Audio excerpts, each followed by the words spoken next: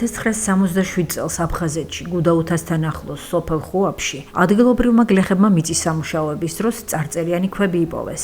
ნაპოვნით ხელოვნებათმცოდნე ლეონ შერვაშიძე დაინტერესდა, რომელმაც იქვე ორი დარბაზული ტიპის ეკლესია აღმოაჩინა. მათ შორის ერთ-ერთის გაწმენდისას კიდევ აღმოჩნდა წარწერიანი ქვების ფრაგმენტები. შედეგად შეიკრა ქვის ერთიანი კომპოზიცია ქართული ასომთავრული წარწერით. აღდგენილი ფილების ნაკრები ხოფის, იგივე ხუაფის ტაძრის ფასადს წარმოადგენს. საკუთარი საკარმიდამო ნაკვეთის დამუშავების დროს გუდაუთელმა გლეხებმა, ხუაფელმა გლეხებმა, არტემან ქვაბმა და მიროდ გოზბამ იპოვეს წარწერის ნატეხები, ქვაზე გაკეთებული წარწერის ნატეხები საკუთარ ეზოში. ერთიანობაში წარწერა მოგვითხრობს, რომ აღვაშენე წმინდა იესე ეკლესიայի მამად მთავარმა გიორგი მეფის მეფობისას ოდეს გურამდუხ დაიბადა. როგორც მკვლევარები განმარტავენ, პალეოგრაფიული თვალსაზრისით წარწერა კიდურ წაისრული დამწერლობის ნიმუშს წარმოადგენს. წარმოებული კვლევები კი მისი 922-957 წლებით დათარიღების საშუალებას იძლევა. ეს წარწერა ჩვენ მრავალ მნიშვნელოვან ინფორმაციას გვაძლევს. პირველი, რომ ტაძარი აგებული არის წმინდა ნიკოლოზის სახელზე, მეორე ის, რომ ტაძრის ქტიტორი ყოფილა საერო პირი გიორგი მეფე, მესამე ის, რომ ამ ტაძრის მშენებლობაში მონაწილეობას იღებდა მამად მთავარი.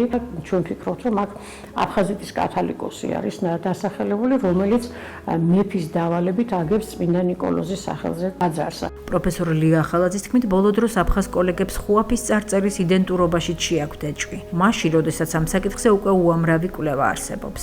ეთნიკური ვინაობა, ადამიანების ეთნიკური ვინაობა, თუნდაც კულტურული იდენტობა დაზუსტება იმის მიხედვით, თუ რა ენაზე საუბრობდა, რა ენაზე ლოცულობდა, რა ენაზე აღავლენდა ღვთისმსახურებას ადგილობრივი მოსახლეობა, ხო?